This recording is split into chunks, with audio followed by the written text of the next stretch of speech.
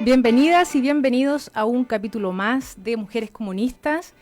Queremos primero agradecer todos los comentarios y felicitaciones que hemos recibido por este programa y tenemos junto con eso una gran noticia, y es que vamos a extender por algunas semanas más la temporada de Mujeres Comunistas. Eso, muchas gracias a ustedes, ¿cierto?, por todo el feedback que nos han entregado en esta segunda temporada. Y muy bien, hoy vamos a estar conversando sobre la mujer en las ciencias, en la academia y en la investigación. Para eso vamos a estar conversando con Catalina Lamata en breves minutos más, y por supuesto quien ya está en el panel, con Claudia Pascual. Claudia, ¿cómo estás? Hola, muy buenas tardes. Posteriormente, ¿cierto, Claudia? Vamos a estar comentando un poquito sobre actualidad, a la acusación constitucional con Andrés Chadwick y otros temas. Por supuesto, vamos a saludar a todos quienes nos están escuchando en la retransmisión el día sábado a la 1 de la tarde. Son varias personas las que también escuchan en ese horario este programa, así es que un cariñoso saludo para ustedes. Recuerda que puedes mirarnos en streaming en este momento en el Facebook, en Radio Emisoras Nuevo Mundo, o escucharnos en www.radionuevomundo.cl. En Radio Nuevo Mundo, su red nacional y plataformas online, estás escuchando Mujeres Comunistas, por ti y por todas mis compañeras. Y muy bien, ya estamos acá entonces con Catalina Lamata. Ella fue la primera mujer presidenta de la Federación de Estudiantes de la Universidad Federico Santa María de Santiago. Fue también coordinadora del programa PASE y actualmente es parte del equipo de la Vicerrectoría de Investigación y Desarrollo de la Universidad de Chile. Catalina, bienvenida a Mujeres Comunistas. Muchas gracias por la invitación. Muy bien, ya ven, tremendo panel, ¿cierto? Con Claudia Pascual y Catalina vamos a estar hablando sobre la mujer en investigación, en la academia, y quiero plantearles primero como primer tema la brecha en investigación, y para eso quiero introducir brevemente, aunque puede sonar un poco atrás, pero quiero hablar un poquito de algunas definiciones que se hicieron ya desde la Grecia antigua de lo que es la definición de mujer, cómo se nos va excluyendo, ¿cierto? Por ejemplo, Platón, Demócrito hablan de la mujer como un animal con poder de movimiento independiente, causante de innumerables enfermedades. O Aristóteles, que decía, la mujer es un hombre inferior. Santo Tomás de Aquino, como individuo, la mujer es endeleble y defectuoso. Posteriormente, en el Renacimiento, con esta revolución científica, con estos primeros sabios, ¿cierto?, que plantean la ciencia moderna, se le impidió absolutamente el acceso al conocimiento y a la práctica científica de las mujeres, y sin duda que ha sido un trabajo arduo durante siglos sacarse de encima todas esas discriminaciones. Fue recién en 1903 que nace el primer reconocimiento a una mujer en las ciencias a través del Nobel a Marie Curie, que se le entrega por física y creo que después también por química. Y hay muchas mujeres de la ciencia completamente desconocidas. Tenemos, por ejemplo, el caso de Rosalind Franklin, completamente ignorada, quien es la verdadera como descubridora prácticamente de lo que es el ADN, y así muchas más. Todo esto porque creo que, en el fondo, sin duda que hemos avanzado muchísimo, ¿cierto? Pero desde la antigüedad que hay un sesgo hacia la mujer, por darnos una categoría diferente. Actualmente, según CONICYT, ha aumentado la matrícula femenina progresivamente en los últimos 4 años, ¿cierto?, a la educación superior, alcanzando un 53,1%. Las matrículas de doctorados también ha ido aumentando, va en un 41% según cifras del 2018. Pero ¿cuáles son las carreras donde más se titulan mujeres? No son ciencias duras propiamente tal, sino que está principalmente educación, salud, servicios sociales, ¿cierto? Y hay menos formación en matemática, física, química, ingeniería. Y al parecer una realidad parecida se ven en las contrataciones profesionales de mujeres. El reporte personal académico del 2018 habla de un índice de 43% de mujeres y 56% de hombres. Entonces todo esto es para que comencemos a hablar sobre las brechas. Las brechas. Catalina, tú tienes harta experiencia también en el sistema PASE. Sí. ¿Cómo lo ves? Mira, yo creo que tocaste un dato clave y que tiene que ver con esta distribución de la matrícula en pregrado y posgrado. Cómo nos mienten un poco las cifras y cómo tenemos que entrar a escarbar en cada una de ellas para poder darnos cuenta de la problemática real que vive hoy día el sistema de educación superior en Chile en términos de la distribución de género. Entonces, si bien vamos viendo que en pregrado y en posgrado está así, la mitad y la mitad, de hombres y mujeres, y que el ingreso de mujeres al sistema de educación superior ha ido aumentando en el último tiempo. Si uno ve por carrera, evidentemente hay ciertas carreras que están masculinizadas y otras que están feminizadas, y eso ya también es algo que nosotros manejamos en general, y lo que son denominadas las áreas STEM, tecnología, ciencia, etcétera. Matemática, claro. Pero también esas cifras no nos muestran, tampoco nos muestran cómo hoy día, dentro de los espacios de posiciones académicas al interior de la universidad, las mujeres no están. Y ahí entramos en la temática relacionada a las brechas. O sea, si yo veo hoy día las investigaciones en las universidades, en la Universidad de Chile, en las distintas universidades del Estado, en las privadas, por ejemplo, en las conducciones de investigaciones yo no veo una brecha alta entre hombres y mujeres. Mujeres son menos, hombres son más. Son pocas las mujeres que dirigen o encabezan proyectos de ciencia. Exacto. Si yo veo, por ejemplo, quienes conducen las tesis de posgrado, también veo, y de pregrado, hay más profesores hombres.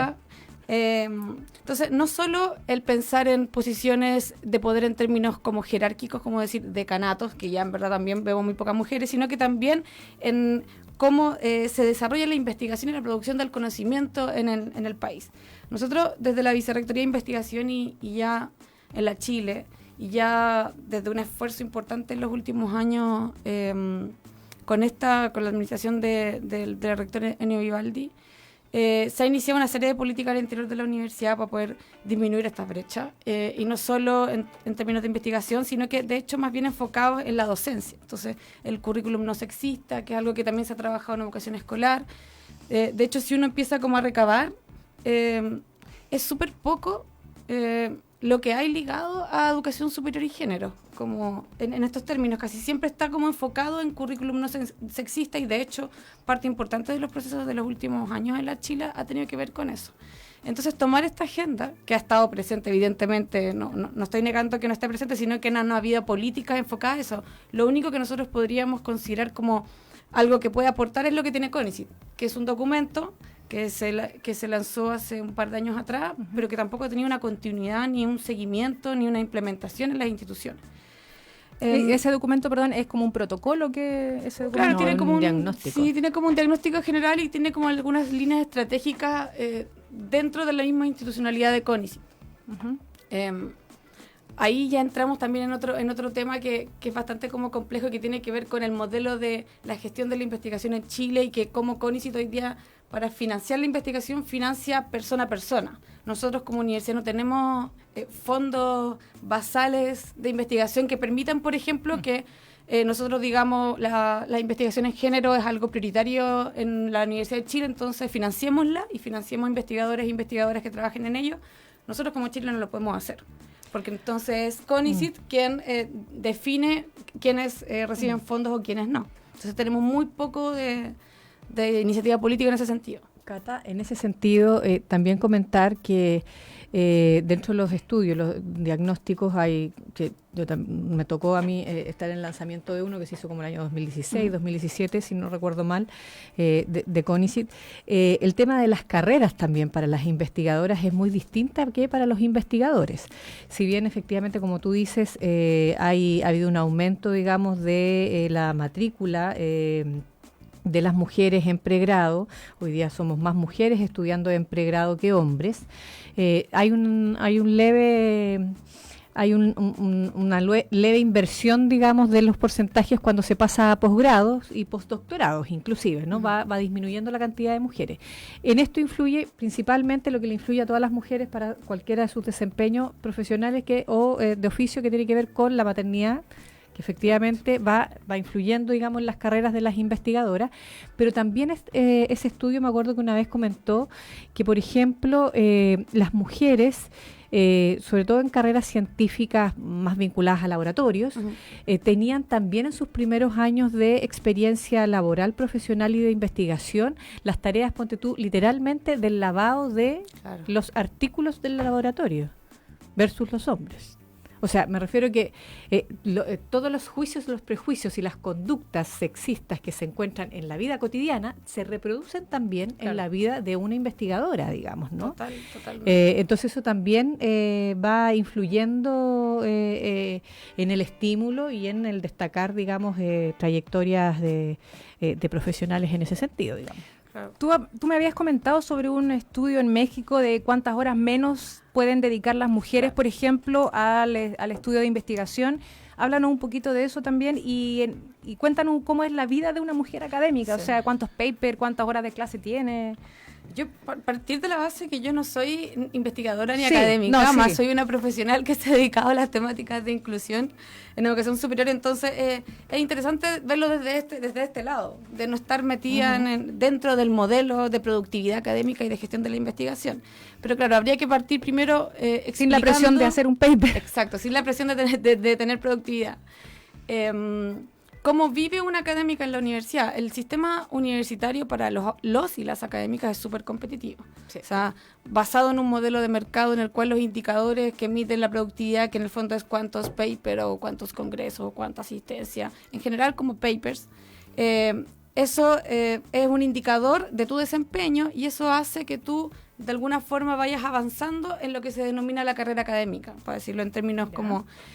Las carreras académicas tienen diferencias, no voy a entrar en eso porque hasta a mí me cuesta entenderlo, la carrera ordinaria, la carrera docente, etcétera.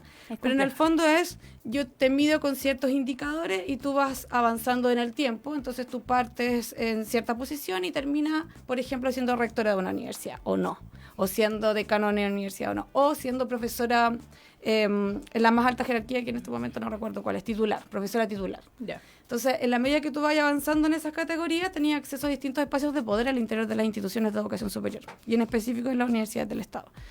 Entonces, claro, como dice la Claudia, al entrar a la carrera, de alguna forma, entre comillas, es fácil. O sea, todos están entrando más o menos. De hecho, las mujeres se titulan antes que los hombres de las carreras. Entonces, entran a la carrera de la misma forma, pero en la medida que vamos avanzando, en edad, empiezan las diferencias. ¿Ya? Entonces, si yo voy viendo las profesoras y profesores titulares, voy viendo la brecha importante que existe entre hombre y mujer, y que tengo más hombres y que tengo menos mujeres. Entonces, yo diría, bueno, es que las mujeres son menos productivas. ¿Por qué?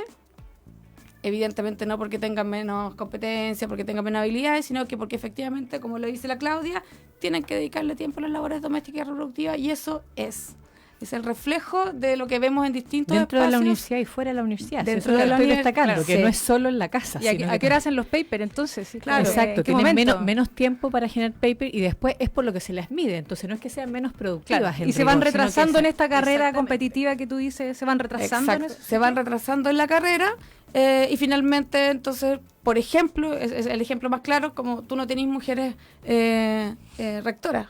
Hay una que está electa hace muy poco tiempo en la Universidad del Estado, pero en el fondo es porque para tú poder acceder a ser candidato en una elección de rectoría, tú tienes que ser un profesor titular, o sea, tienes que estar en las más altas jerarquías. Yeah. Pero como las mujeres no llegan a la más alta jerarquía, entonces no pueden posicionarse. Claro. Y además una cantidad de años en la más alta jerarquía, tampoco es como recién entrando a la más alta jerarquía. Sí, por eso yo digo que es como... hasta a mí me cuesta entenderlo, porque no es solo las distintas carreras, sino que también tantos años y se evalúa por facultad, pero en el fondo uno de los indicadores más importantes es la productividad. Cata, ¿y se podría ir cambiando esta realidad, por ejemplo, a partir de tener una promoción específica de mayor cantidad de, por ejemplo, estoy pensando en voz alta, digamos, mayor cantidad de proyectos adjudicados a mujeres investigadoras, colectivos de mujeres o un proyecto que esté liderado por una mujer? Claro. Lo digo porque esas cifras también tienen una brecha súper grande, casi el doble de proyectos admisibles y casi el doble de los proyectos adjudicados en CONICYT son liderados por hombres que en relación al de las mujeres. Entonces, si uno no promueve también desde abajo, digamos, yo entiendo que eso también choca con otra cosa que tú tocaste en algún minuto, digamos, que tiene que ver con quién financia las investigaciones en nuestro país y para qué es la producción del conocimiento en nuestro país, y donde efectivamente muchas veces no es la producción del conocimiento por la producción del conocimiento, sino que hay un mercado ahí financiando y colocando plata que obviamente no siempre va acorde a los intereses de investigación de los investigadores y investigadoras, digamos. Entonces, sí, hay varias cosas ahí que tú mencionaste. Fíjate que nosotros, cuando empezamos en la vicerrectoría, como a pensar en este tema, ni siquiera fue por el tema de la productividad, que pareciese ser algo como muy obvio, así como, pero si esto ha pasado siempre, ¿cómo no nos hemos metido a solucionarlo? Primero lo que vimos fue los proyectos internos de la vicerrectoría, que son poquititos. Entonces, ver cuántas mujeres estaban adjudicándose los proyectos. Y vimos una brecha gigantesca. El 23% aproximadamente de las mujeres estaban adjudicándose los proyectos internos de la BID, que son fondos bajos, versus el 70 y tanto % del hombre que se lo están adjudicando. Pero el punto era también, y que fue sorprendente, era no solo no se están adjudicando, sino que en verdad no postulan, básicamente. No postulan. Entonces, pensamos que cómo enfrentamos esto, porque claro, tú decís, potenciamos el trabajo de mujeres líderes en los equipos de académicos y académicas, o no. Entonces yo inicialmente decía, mira, es súper fácil, yo en mi cabeza ingeniera, tenemos una tesis, hagamos 2 modelos y pongamos hombre-mujer y veamos la productividad en el tiempo. Y veamos cuánto produce la mujer a la medida que entra en la carrera y cómo va avanzando a medida que la edad va avanzando. Y los hombres, y probablemente haya una diferencia. Entonces, en verdad es muy fácil. Pongamos un factor correctivo que diga, en verdad, las mujeres no es que sean más tontas, sino que efectivamente hoy día, por ejemplo, la encuesta nacional del uso del tiempo dice que las mujeres destinan 3 horas más que los hombres a las labores domésticas y reproductivas. Entonces, tomemos ese factor, veamos el modelo y hagamos el factor correctivo, y entonces cuando las mujeres llegan a postular y yo las evalúo, aplico ese factor. Ahora, claro, eso tampoco es tan fácil, porque yo tengo que ver entonces, esto es la encuesta nacional, tendría que ser una encuesta en la Universidad de Chile. Sería algo que uno pensase que debe ser parte de alguna iniciativa en términos de política institucional. Yo me estoy adelantando a algo que todavía nosotros no hemos llegado. También ver los modelos, porque en efecto nosotros no tenemos claridad en esos números. Entonces uno dice, imagínate, estamos casi en el 2020 y tú no tenías esos números, no los tengo tan claros. Entonces ya se abre como un espacio muy interesante en ese sentido. Y claro, y por otro lado también te chocáis con las inequidades horizontales, que en el fondo es entonces, si bien no están avanzando en la carrera ni están llegando a posiciones de poder en las instituciones, hay un sesgo entre carreras. Entonces tengo más mujeres en un sector y en otro sector. Educación y salud, por ejemplo, versus ingeniería STEM. Exacto. Entonces ya hay 2 cosas que tenemos que ver, y desde la vicer, y ahí, claro, uno entra a decir como chuta, ¿cómo me meto acá?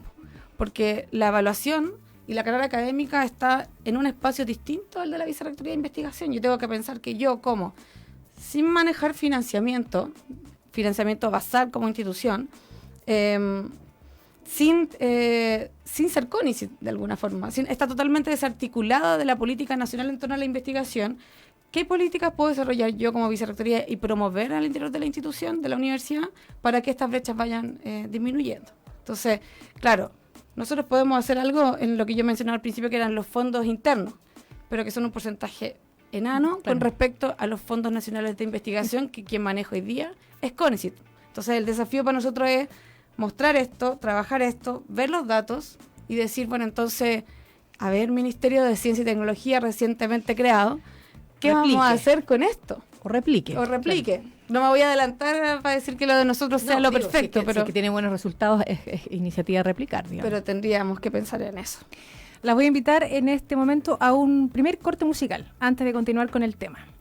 Y tomando un contraste con la revolución de la música urbana, la presencia de la mujer en el mundo del rap y la cultura del hip hop ha tomado su espacio de reivindicación. Y en Chile se ha venido desarrollando un festival llamado FemRap Fest, reuniendo a las mejores exponentes chilenas de esta música. Vamos a escuchar a continuación el promocional del evento del 2014, versado por artistas como Cita Zoe, Chira de la Munga, La Chic, Isa y Gaby, De Ellas Clan, entre otras.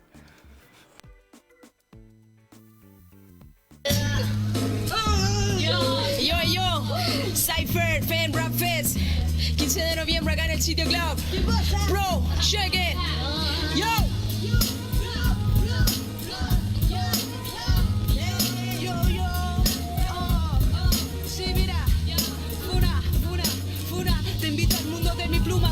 Escribo versos a las lunas sumas. Si la máquina anula en la calle o en la aula, somos los pájaros que se fugaron de la jaula. Mi mundo es raro, pero no es caro. Se paga con trueque, no con cheque. Acá se le da educación a los peques. Que viva la poesía y que muera la policía. No entendemos a gritos, solo con melodía. Que no sea hobby hacer lobby, que lo sea estar con gente bobby. Donde Lulu masacra Frita y la Toby. Donde vence el amor versus el money. Yo.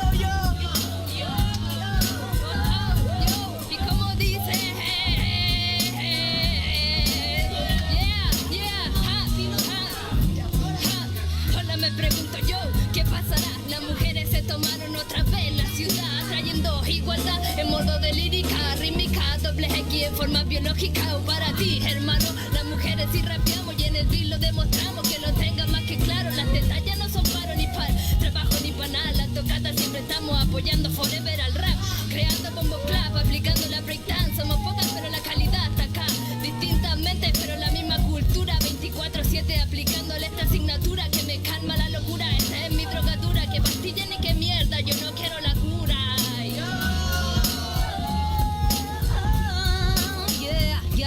De ellas clan con su clan, sigue el ritmo ilegal de un freestyle en cualquier esquina de la ciudad. Un viaje cuyo equipaje son tan solo los enlaces de frase y frase que hace jugar con clase. Sigo el recorrido de la tinta y el papel, todo lo que he vivido se derramará en él. Imaginaré un mundo distinto, donde todos podamos vivir en equilibrio, buscando el edificio más grande. Trataré tan solo de que todo esto no se alarde, sino simplemente que esta rima que aquí arde, verás, y tan solo no sea aquí contable.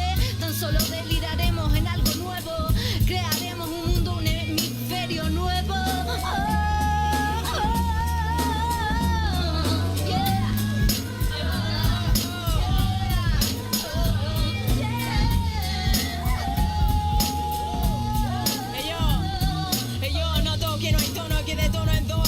Absolutamente quemo, a que no freno mientras vaya en picada directo a la cascada.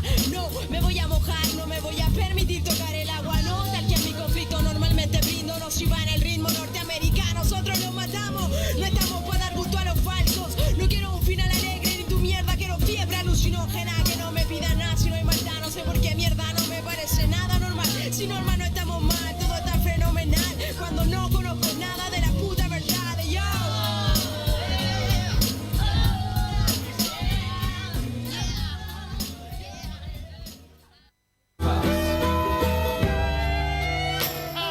Con respeto y libertad y un nuevo pacto social, que no haya desigualdad. Chile movilizado decide una nueva constitución. Los municipios consultarán mediante plebiscito el próximo 15 de diciembre. Algunos consultarán si quieres asamblea constituyente o convención constituyente. Junto al movimiento social hemos planteado asamblea constituyente.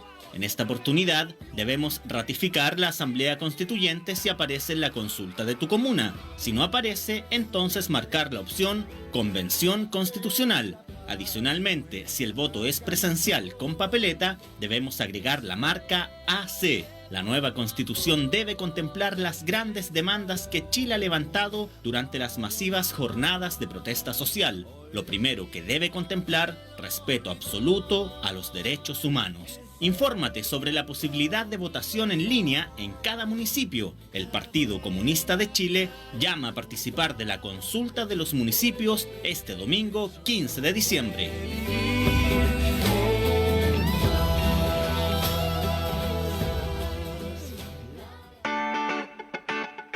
En Radio Nuevo Mundo, su red nacional y plataformas online, estás escuchando Mujeres Comunistas, por ti y por todas mis compañeras. Estamos conversando con Claudia Pascual, Catalina Lamata, de Mujer, Ciencia, Investigación. Catalina, al principio estábamos revisando una cifra referida al aumento del acceso de la mujer en la educación superior. Tú trabajaste en el programa PASE, en proyectos de inclusión. Cuéntanos un poquito cómo ves esas cifras, cómo las lees. Sí, es interesante el porcentaje, porque previo al segundo gobierno de la presidenta Michelle Bachelet, habían ciertas iniciativas institucionales particulares de ciertas universidades que en el fondo apoyaban el ingreso de aquellos sectores excluidos históricamente, entre ellos las mujeres.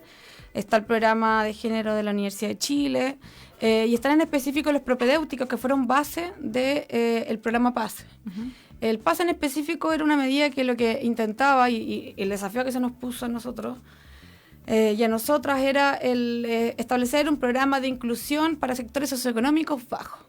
Pero, ¿por qué lo menciono y lo ligo con el propedéutico? Porque lo que hacen los propedéuticos y el PASE es valorar de mayor forma y ponderar de mayor forma las notas en la educación superior. Entonces nosotros decíamos, aquellos estudiantes de los colegios más vulnerables de Chile, que estén dentro del 15% superior de notas, tenían un cupo asegurado en la educación superior.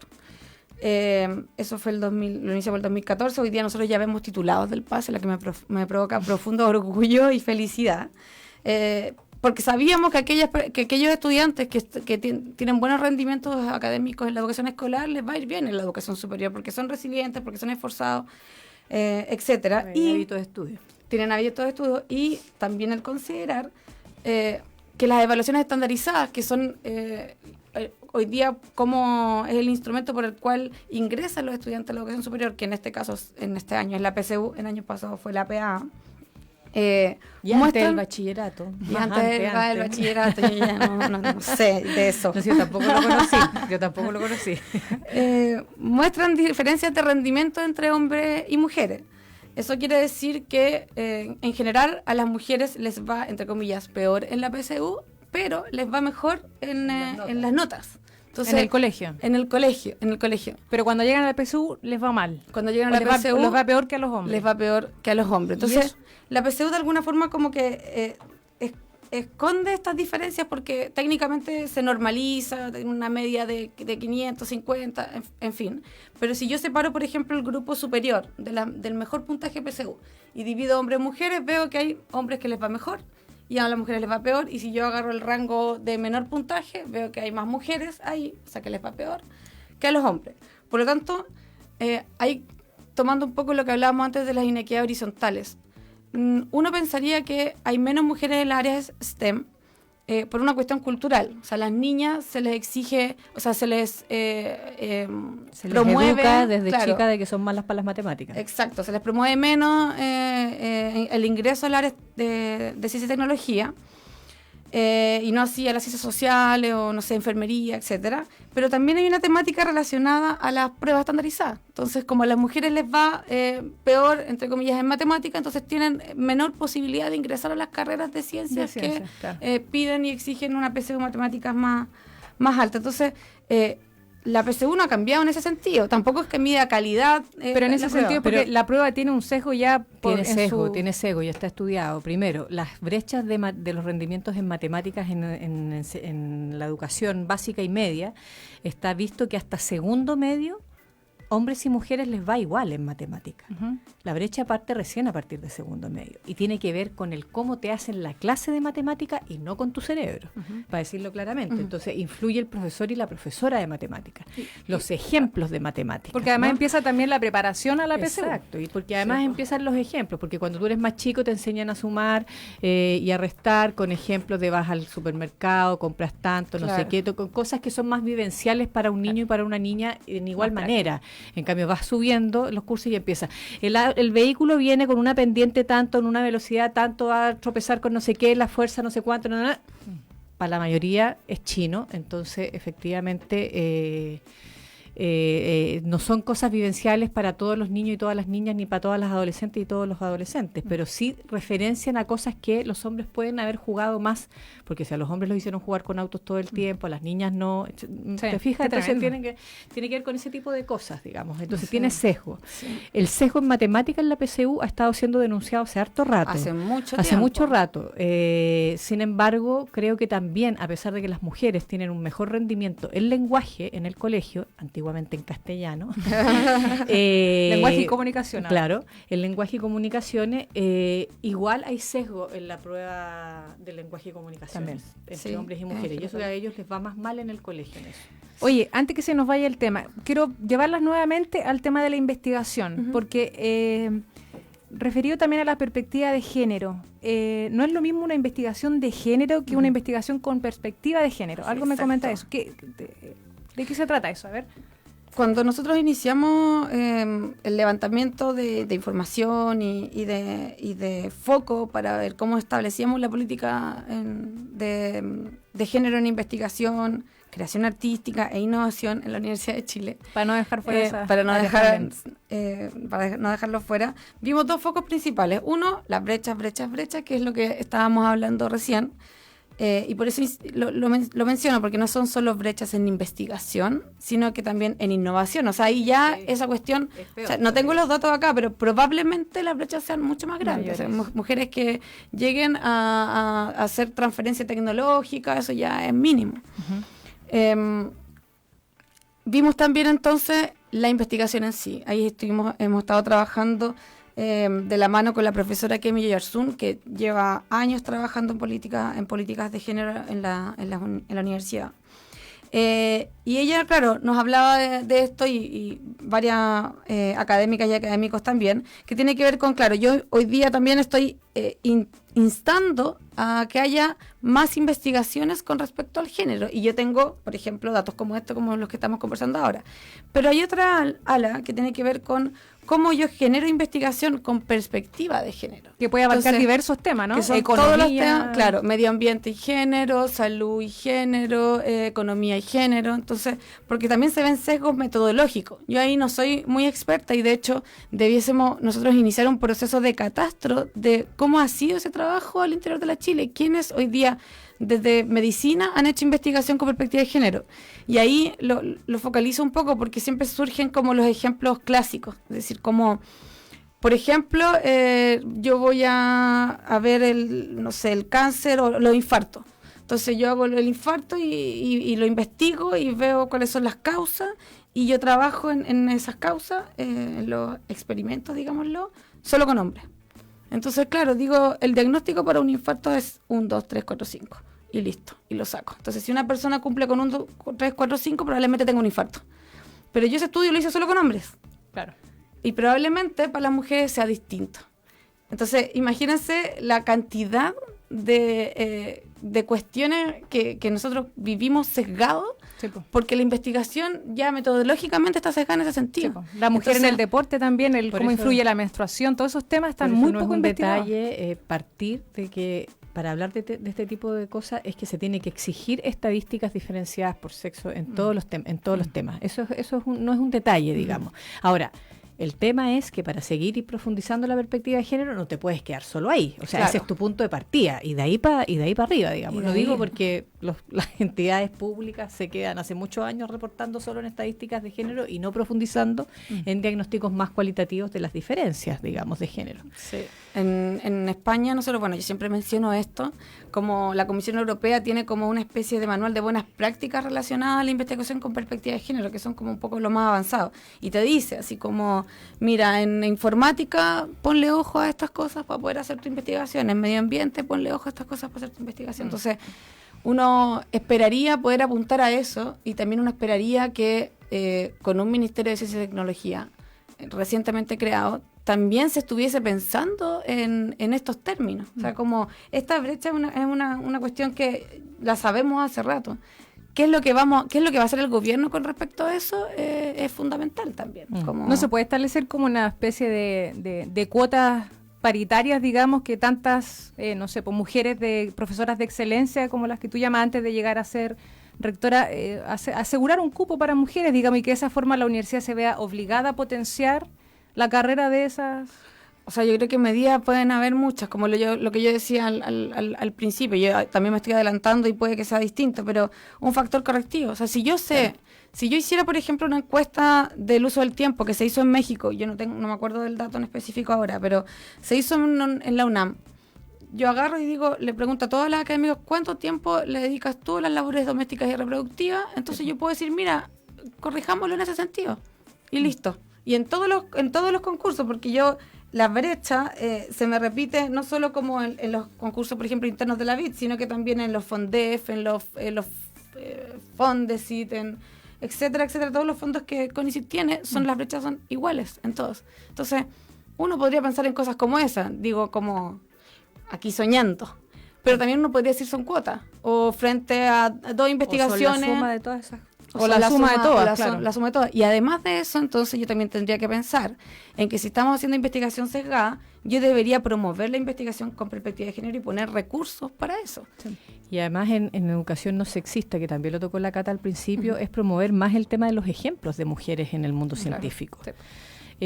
O sea, yo lo recuerdo, por lo menos en mis tiempos, la única científica que uno conoció fue Madame Curie, que venía con una foto en el librito de ciencia y más nada. El resto de las mujeres que uno vio, las vio siempre en papeles de barrer la calle, de estarle dando comida a una guagua, etcétera, etcétera. Entonces, y resulta que hoy día esa promoción de más mujeres en carreras científicas ha sido tímidamente todavía. Me tocó a mí incluso cuando fui ministra apoyar, digamos, campañas de ese tipo, pero que tienen que ser con mucha mayor profundidad y todas las universidades en la misma, los gobiernos y los ministerios de turno también en la misma sintonía, me refiero, etcétera, etcétera, promoviendo y decir, mira, estas son las científicas hoy día. Hoy día tú tienes una María Teresa Ruiz en astronomía, tienes a una Paula Jofrey, a una Maritza Soto en astronomía. Con suerte alguien se sabe una. Yo tengo decir, no sé si me totalmente en el reconocimiento, visibilizarlo. O por ejemplo, a mí me tocó una vez conocer un caso que es bien sintomático, una chica chilena premiada en Estados Unidos porque inventó una aplicación para tener todas las fórmulas con las cuales o las cosas que tú puedes hacer en un laboratorio pero en tu celular. O sea, todos los cálculos que tú puedes hacer en un... Y lo hizo porque decidió que esto le podía servir a los cabros de escuelas vulnerables que no tienen el acceso a la calculadora científica, ni el acceso a los tubos de ensayo, y a una serie de otras cosas que... Entonces, y esta chica y nosotros la llevamos a conversar con otras mujeres para que también fuera ejemplo. Entonces yo creo que eso hay que promoverlo. Entonces son varias medidas, no es solo el factor correctivo que dice la Cata, que me parece muy interesante investigarlo, si acaso si es factible o no de hacer, sino que también el tema de las cuotas, sino que también el tema de la promoción y la visibilización de las mujeres en este mundo que ha sido tan esquivo, digamos, para las mujeres durante tanto tiempo. Sí, yo diría y por exclusión, no solo por autoexclusión, digamos. Diría también como la revisión de la batería de acceso a la educación superior. O sea, como si tú hoy día vayas a seguir manteniendo a la PSU como principal instrumento de selección para la educación, para el ingreso a la educación superior, entonces esto no va a cambiar. A pesar de todas las políticas que hagamos desde el final, que en el fondo de investigación, no tiene mucho sentido si todavía estáis sesgando el momento del ingreso de las mujeres a la educación superior. Así que sí, es un gran desafío. Y de los estudios vocacionales, cuando tú entras con el orientador o la orientadora en el colegio y te empiezan a dirigir ya desde súper chico, ¿qué es lo que te... Sí. Oye, es lo que te puede gustar, digamos. Para ir cerrando el tema, un poco lo que decía Claudia respecto también al reconocimiento, les quiero finalizar con esta cifra. De los 201 premios Nobel en física, solo 3 han sido para mujeres. Hablando de los ejemplos que se requieren... bueno, ese yo creo es un que tema, la totalidad de premios Nobel en todas las áreas 19 en ciencias solo a 19 mujeres, sí, pero además en los otros, incluidos los de La Paz, incluidos todos también, los de literatura, todo, deben ser muy pocas mujeres en general. También. Así es, poco reconocimiento. Bueno, Catalina, aprovechamos de despedirte antes de irnos al corte musical. Muchas gracias por estar en esta segunda temporada de Mujeres Comunistas. Gracias a ustedes por la invitación y qué bueno que el programa continúe. Así es, vamos a seguir un par de semanas más. Y bueno, en estos encuentros del FemRap Fest comparten las MCs, grafiteras y DJ relacionadas con la cultura del hip hop. Y según una entrevista a Cita Zoe en el blog La Celda de Voz, el hip hop es un espacio que no está exento del cuestionamiento a la cultura machista, pues el problema patriarcal es transversal a todas las ramas y estilos. Y es en esa amplitud conceptual que el FemRap Fest se adentra planteando preguntas sobre el empoderamiento de la mujer dentro del hip hop, reconociendo sus avances evidentes, pero cuestionando sus desafíos y tareas pendientes. Vamos a escuchar el promocional del año 2018 de FemRap Fest.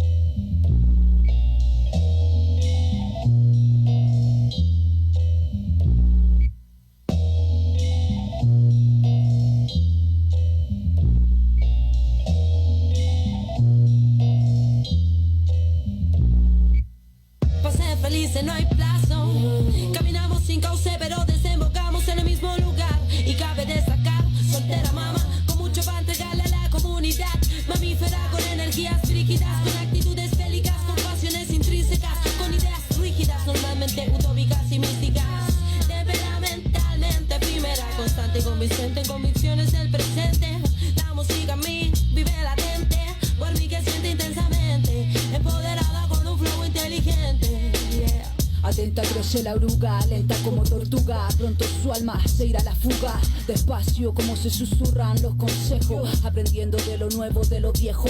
Se desprende de la seda de su traje. Va simple y desnuda en su viaje.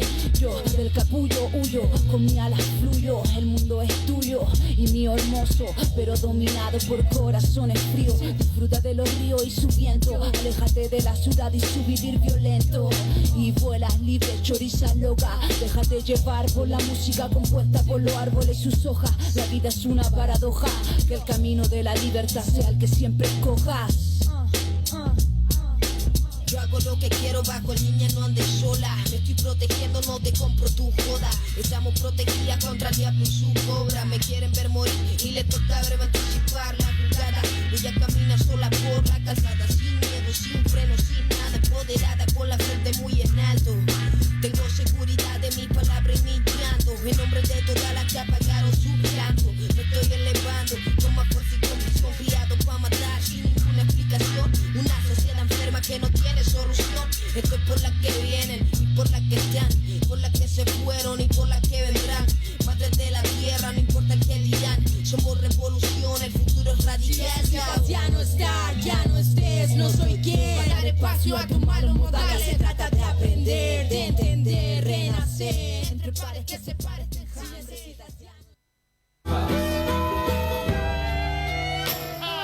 Con respeto y libertad y un nuevo pacto social, que no haya desigualdad. Chile movilizado decide una nueva constitución. Los municipios consultarán mediante plebiscito el próximo 15 de diciembre. Algunos consultarán si quieres asamblea constituyente o convención constituyente. Junto al movimiento social hemos planteado asamblea constituyente. En esta oportunidad debemos ratificar la asamblea constituyente si aparece en la consulta de tu comuna. Si no aparece, entonces marcar la opción convención constitucional. Adicionalmente, si el voto es presencial con papeleta, debemos agregar la marca AC. La nueva constitución debe contemplar las grandes demandas que Chile ha levantado durante las masivas jornadas de protesta social. Lo primero que debe contemplar, respeto absoluto a los derechos humanos. Infórmate sobre la posibilidad de votación en línea en cada municipio. El Partido Comunista de Chile llama a participar de la consulta de los municipios este domingo 15 de diciembre.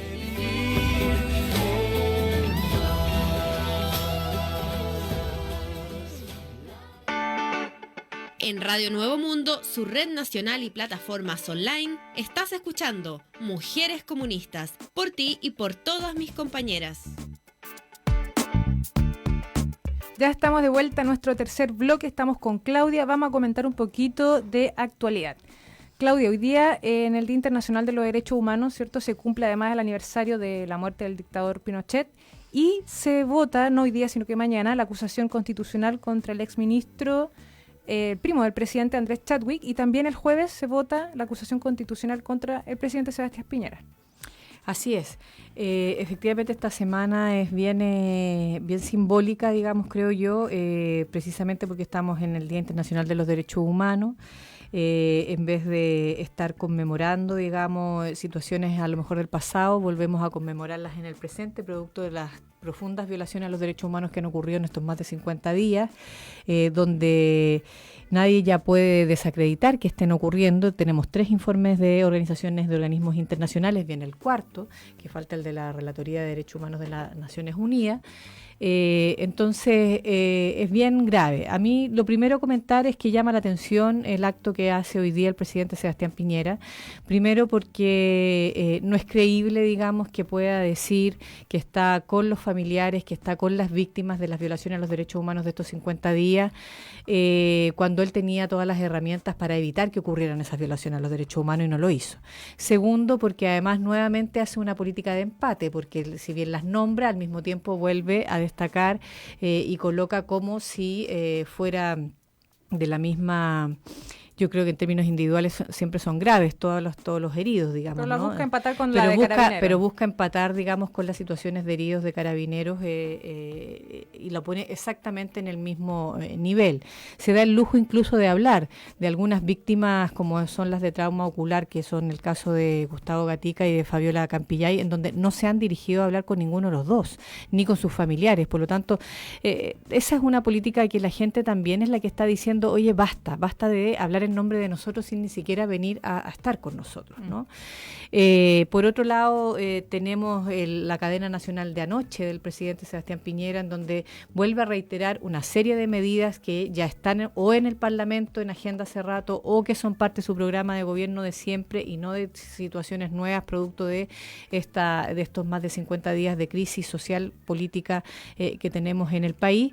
Y lo que es más, yo diría casi chistoso, que lo ha comentado todo el mundo en las redes sociales, es que esta agenda en contra de los delitos de cuello y corbata parece poco creíble precisamente en un presidente que ha evadido impuestos, que no ha pagado las contribuciones reales, que ha sacado sus plata a paraísos fiscales, que desfalcó a la banca hace varias décadas atrás, que ocupa información privilegiada para hacer sus negocios, etcétera, etcétera. O sea, de verdad que es poco creíble y además incluso, más allá de la condena ética que uno pudiera tener frente a ese tipo de situaciones, por ejemplo, expertos penalistas como el ex fiscal Carlos Gajardo ha planteado que las medidas que anuncia son poco eficaces porque no están dando cuenta de los temas de fondo con respecto a las denuncias tributarias, con respecto a la actuación de oficio, para poder ir frente a y con respecto a la responsabilidad penal que deberían tener también las personas jurídicas y no solo las naturales, digamos, ¿no?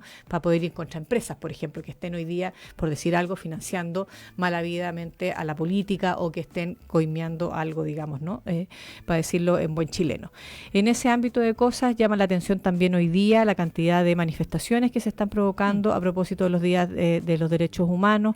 Ayer y hoy día distintas agrupaciones y grupos de mujeres y feministas están demandando una constituyente paritaria, que esto no está en el acuerdo técnico, digamos, de algunos de los partidos que suscribieron tanto de gobierno como de algunos de oposición para llevar a cabo el itinerario constitucional, y esto es grave, lo comentamos el martes pasado, no hay garantía de paridad, no hay garantía de escaños reservados para pueblos originarios y no hay garantía de la posibilidad de generar algún mecanismo como listas de independientes, por ejemplo, para promover la mayor participación, y no solo la participación, sino que la elección, la electividad de personas independientes en nuestro país con las mismas garantías que quienes nos agrupamos en partidos políticos, digamos.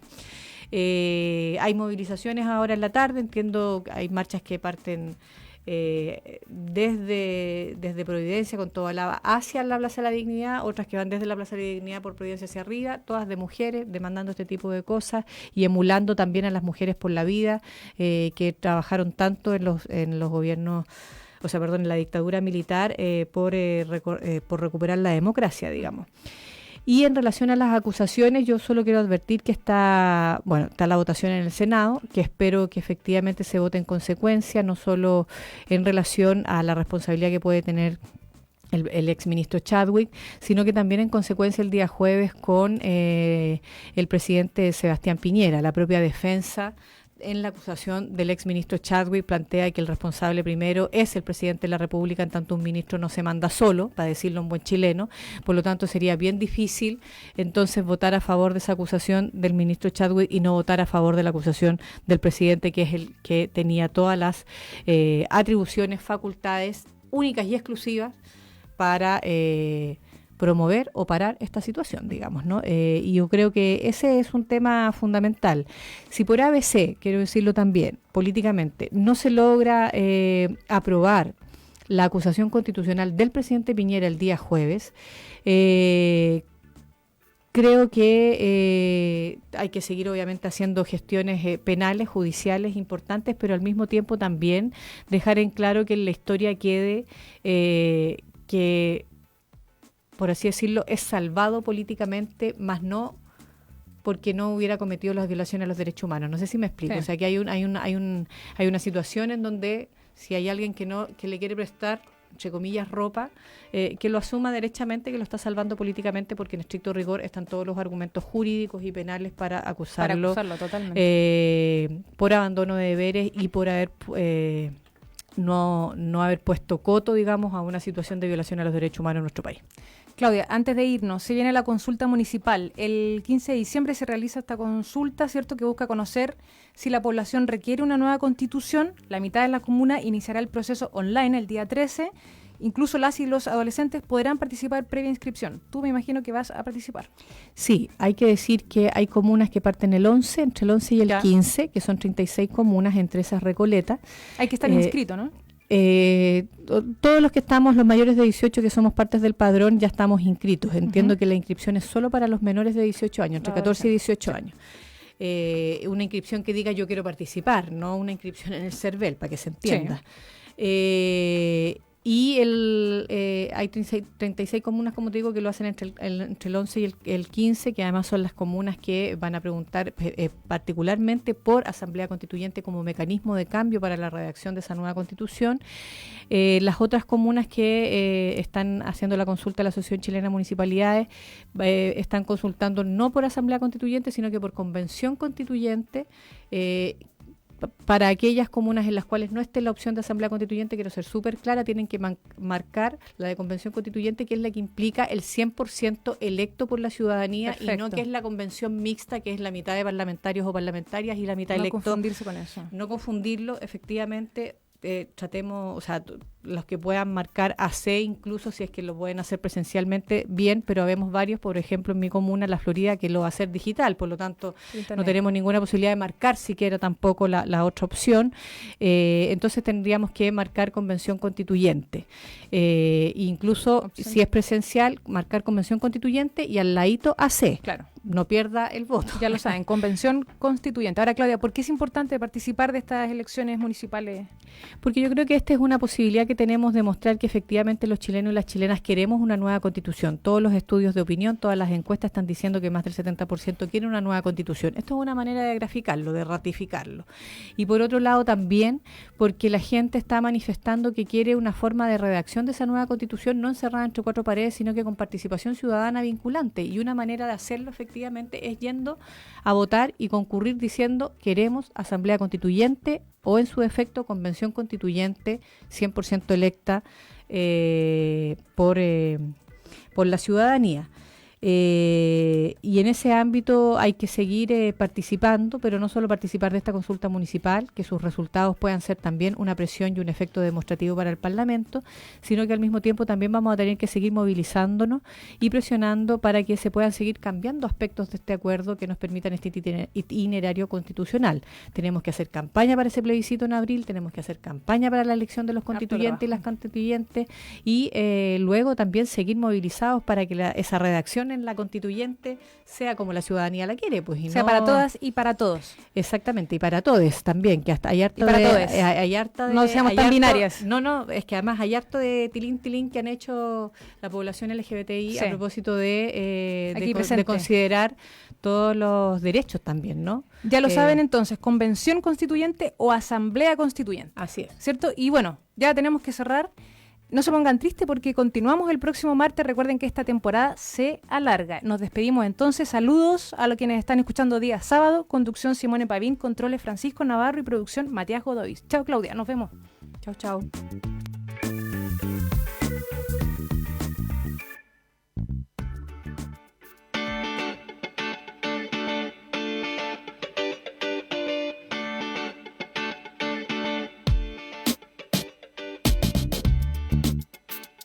Aquí termina Mujeres Comunistas, un espacio dedicado a analizar y dialogar sobre temáticas de género, política y actualidad. Condujo la comunicadora Simone Pavín. No te pierdas Mujeres Comunistas, por ti y por todas mis compañeras. Un espacio para la formación y promoción de la participación política femenina. Te esperamos cada martes a las 3 de la tarde en Radio Nuevo Mundo.